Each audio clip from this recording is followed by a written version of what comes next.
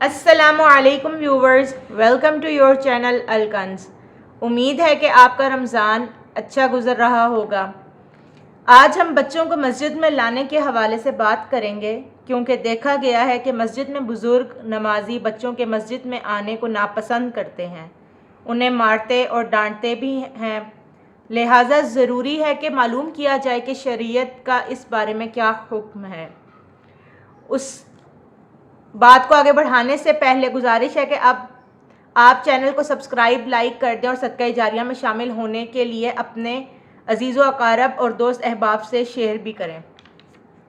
تو آئیے اپنے پروگرام کا سلسلہ شروع کرتے ہیں۔ السلام علیکم ڈاکٹر صاحب۔ وعلیکم السلام ورحمۃ اللہ وبرکاتہ۔ کیا حال ہے آپ کا؟ اللہ کے احسان ہے۔ اچھا، تو ڈاکٹر صاحب میرا آپ سے پہلا سوال ہے، مسجد کی اسلامی معاشرے میں کیا حیثیت و اہمیت ہے؟ بسم اللہ الرحمن الرحیم، الحمدللہ رب العالمین والعاقبۃ للمتقین والصلاۃ والسلام علی رسولہ الکریم وآلہ وصحبہ اجمعین، اما بعد۔ بیٹا یہ بڑا ایک آپ نے اہم سوال کیا ہے۔ جی، ہم نے مسجد کو بڑا محدود پیرائے میں آج کل لیتے ہیں۔ جی مسجد کو ہم نے صرف نماز کی جگہ بنا لیا ہے۔ جی نماز کے علاوہ وہاں پہ کوئی کام زیادہ سے زیادہ اگر ہو سکتا ہے تو بچوں کو قرآن مجید کی جو تجوید ہے یا قرأت ہے یا اس کو قرآن مجید کو پڑھانے کا کام ہے۔ جی اور یہ بڑی بدقسمتی ہے امت کی کہ یہ ایک بنیادی ایک ادارہ ہے اسلام کے اندر تعلیم اور تربیت کا، جی یعنی کہ اس میں نظم کا، ضبط کا، اس میں نبی علیہ الصلوۃ والسلام کے زمانے میں زندگی کے جتنے بھی معمولات تھے وہ آپ علیہ الصلوۃ والسلام نے مسجد میں ادا کیے۔ تو یہ ہمارے لوگوں کو سب سے پہلے تو ایجوکیٹ کرنا یہ ضروری ہے کہ مسجد جو ہے وہ صرف عبادت گاہ نہیں ہے۔ بالکل۔ مسجد میں اس کے آداب کا خیال کرتے ہوئے، یعنی کہ وہاں پہ بولا نہ جائے، شور نہ کیا جائے، دنیا کی باتیں جو ہیں فضول میں نہ کی جائیں، جی اور وہاں پہ اگر آدمی بیٹھے تو اعتکاف کی نیت کر کے بیٹھے، جی تاکہ اگر اس کو دیگر معاملات کچھ پیش آتے ہیں تو اس کے اندر اس کو اجازت ہو جائے، کیونکہ اعتکاف سے آدمی کا مسجد میں بیٹھنا جو ہے اس میں کئی سہولتیں، مثلا کھانا پینا جو ہے وہ یا لیٹنا جو ہے وہ اس کی سہولت ہو جاتی ہے۔ تو اس لیے جو بندہ بھی مسجد میں داخل ہو، وہ دوسرا ادب مسجد کا یہ بھی نبی صلی اللہ علیہ وسلم کے ارشاد کا مفہوم ہے کہ جب آدمی مسجد میں داخل ہو تو مسجد کا ادب یہ ہے کہ اس میں اگر اس نے بیٹھنا ہے تو بیٹھنے سے پہلے 2 رکعت نماز نفل تحیۃ المسجد جو ہے وہ ضرور ادا کرے۔ جی تو یہ تو آداب ہے، اگر کوئی آدمی کا آداب خیال کر لے۔ اس کے بعد اگر کوئی مشورہ کرنا ہے، کوئی گھر کی ایسی بات بھی ہے جو بڑی ضروری ہے، جو گھر میں اگر موقع نہیں ہے تو وہاں پہ بات ہو سکتی ہے۔ جی اور نکاح کا معاملہ جو ہے، شادی کا معاملہ ہے، یہ جتنے بھی معاملات ہیں ان کا تعلق سب کا سب مسجد کے ساتھ ہے، انسان کے تمام معاملات کا۔ تو اب وہ بدقسمتی سے گوروں نے ہمیں کہہ دیا کہ مسجد اور جو مکتب ہے ان کو علیحدہ کر دو اور سیاست جو ہے ان کو علیحدہ کر دو۔ جی تو اس لیے ایک بڑی اہم ضروری بات ہے کہ ہمارے بچے جو ہیں وہ مسجد میں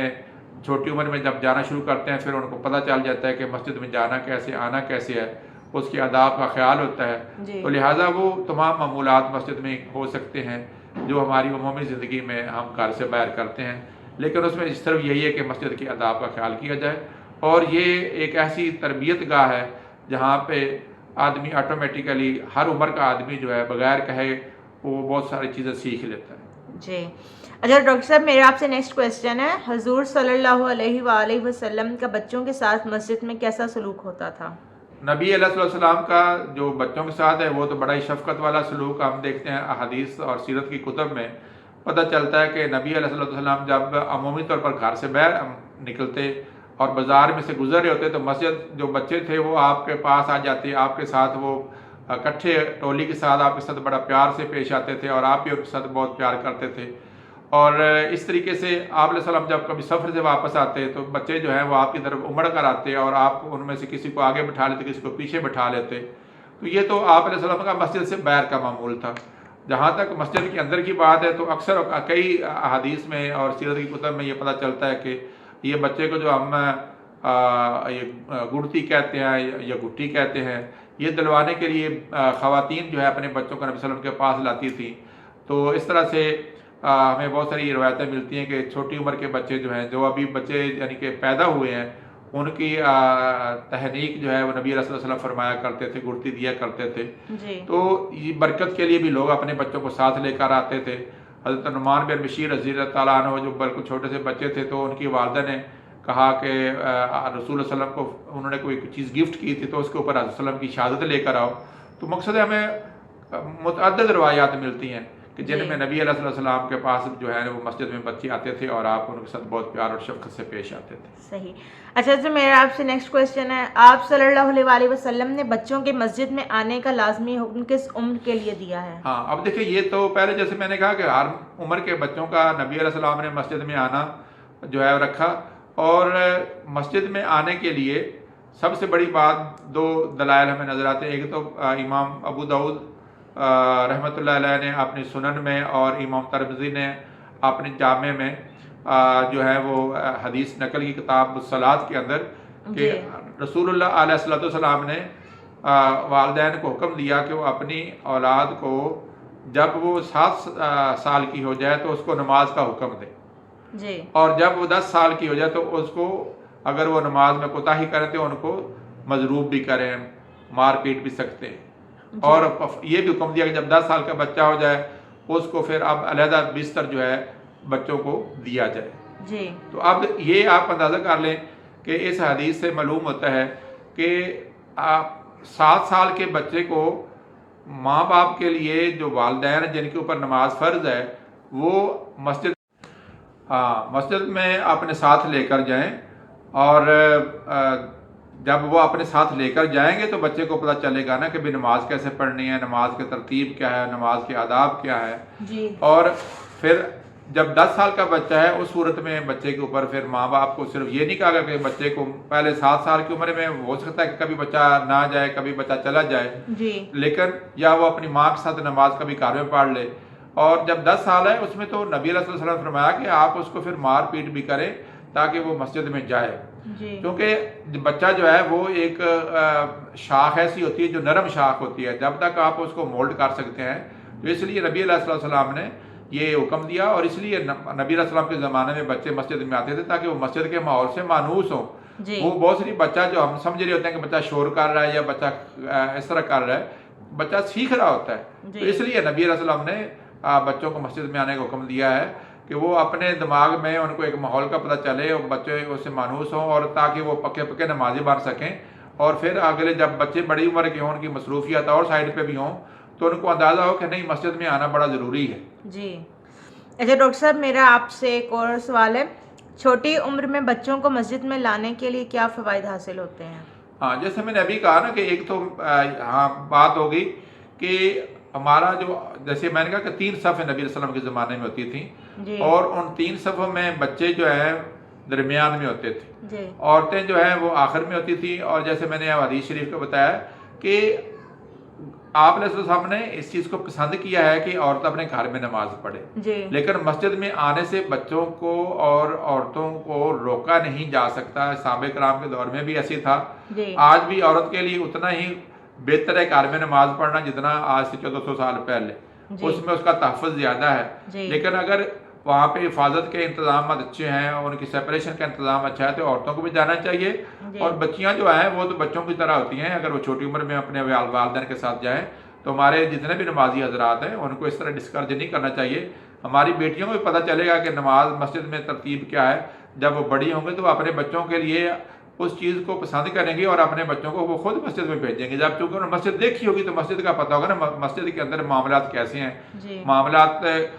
جب ان کے ذہن میں بیٹھے ہوئے ہوں گے تو جب وہ مائیں خود بنے گی تو وہ اپنے بچوں کو بھی مسجد میں بھیجیں گی۔ اچھا ڈاکٹر صاحب میرا آپ سے آخری سوال ہے،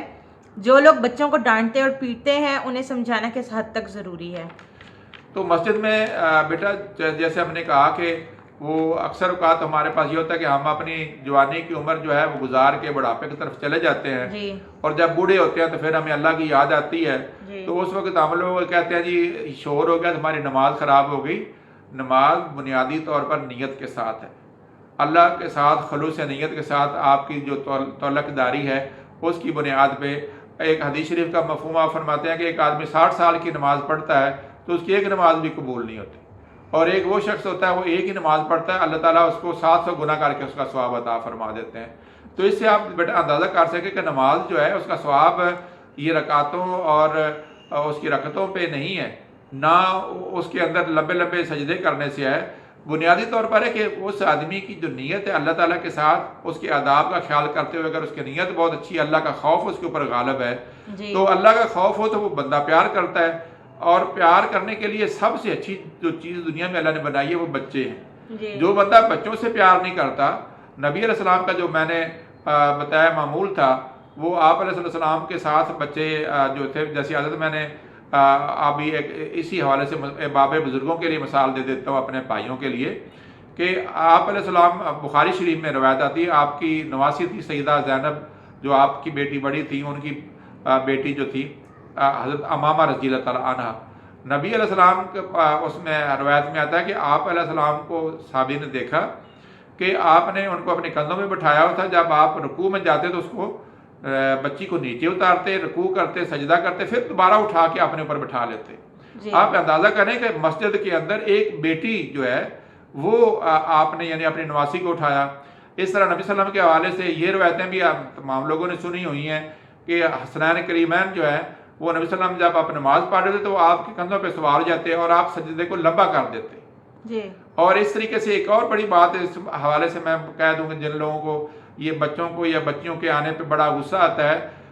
عورتیں اپنے شیرخر بچوں کو لاتی ہیں اور ان کو ایک طرف ڈال دیتی ہیں۔ آپ علیہ السلام کی حدیث کا مفہوم ہے کہ آپ فرماتے ہیں کہ میرا دل چاہتا کہ میں نماز کو لمبا کروں، تو جب بچہ روتا ہے تو میں اپنی نماز کو مختصر کر دیتا ہوں کہ ماں جو ہے وہ ڈسٹرب نہ ہو۔ آپ اس سے آپ اندازہ کریں کہ کس قدر بچے چھوٹی عمر کے جو ہیں وہ نبی علیہ السلام کے زمانے میں مسجد میں آتے تھے، مائیں ان کو لے کر آتی تھیں۔ تو آج ہماری بات قسمت یہ ہے کہ ہم لوگ اس طریقے سے بچوں کو ڈانٹتے ہیں، مارتے ہیں۔ اب بچہ اگر مسجد میں چھوٹی عمر میں نہیں آئے گا تو بڑی عمر میں بالکل ہی نہیں آئے گا، بالکل وہ مانوس ہی نہیں ہوگا۔ ہاں وہ مانوس نہیں ہے، اس کو مسجد کا پتہ ہی نہیں ہے۔ اس کے ذہن میں جتنی باتیں بیٹا چھوٹی عمر میں بیٹھتی ہیں، بڑی عمر میں وہ باتیں ذہن میں نہیں آتی۔ اکثر لوگ کہتے ہیں کہ جن بچوں کی تربیت میں اللہ اور اللہ کے رسول کا ماحول جو ہے چھوٹی عمر میں پلا ہو، اگر درمیان میں بھٹک جائے پھر بھی وہ واپس آ جاتے ہیں، کیونکہ ان کے ذہن میں وہ چھوٹی عمر کی جو باتیں ہیں وہ بیٹھی ہوتی ہیں۔ آپ نے بیٹا اکثر دیکھا ہوگا کہ ہماری مائیں، بہنیں، بیٹیاں، بچے جو بھی ہیں، جو چھوٹی عمر میں ہم نے باتیں سنی ہوتی ہیں وہ ہمیں ساری عمر یاد رہتی، اور اس لیے کہا جاتا ہے کہ یہ بڑی اہمیت کی بات ہے کہ اگر ہم نے بچوں کی اچھی تربیت کرنی ہے، دین سے قریب کرنا ہے، تو چاہے وہ بیٹیاں ہوں چاہے وہ بیٹے ہوں، ان کو مسجد میں لے کر آئیں۔ اور جیسے میں نے ابھی 2-3 احادیث آپ کے سامنے رکھی ہیں کہ آپ لوگ فرماتے ہیں کہ میں اپنی نماز کو مختصر کر دیتا ہوں جب بچہ کو روتا ہے، اور اس طرح حضرت حسنین کریم ہے۔ اور ایک دفعہ میں ابھی میرے ذہن میں آ رہا ہے کہ آپ علیہ السلام خطبہ دے رہے تھے، تو خطبے کے دوران حضرت امام حسن یا امام حسین میں سے کوئی ایک جو ہے وہ آئے، تو آپ علیہ السلام صحابہ کرام کو رونتے ہوئے آگے نکلے۔ آپ نے فرمایا کہ اس کو اٹھا لیا آپ حسنین کریم سے جو بیٹا بھی تھا،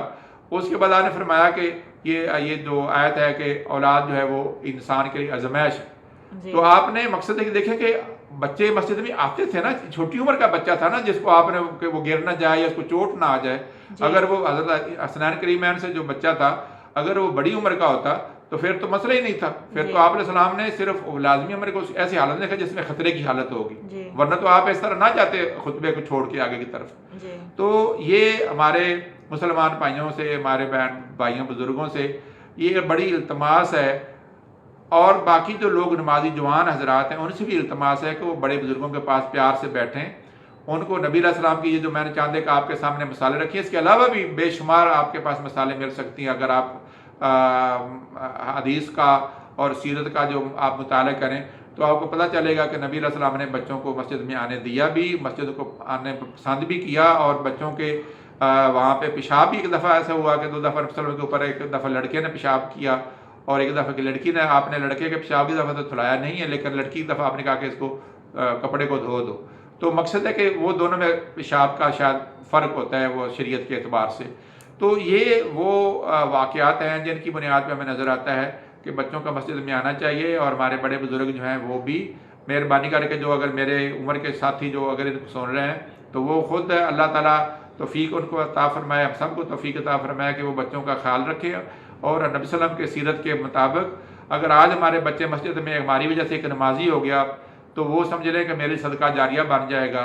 ان کے لیے صدقہ جاریہ بن جائے گا۔ اور جو ہمارے جوان بچے نمازی ہیں وہ بھی اپنے ان بزرگوں کے پاس پیار سے بیٹھیں، ان کو ریکویسٹ کریں کہ نبی علیہ السلام کا یہ معمول تھا، چنانچہ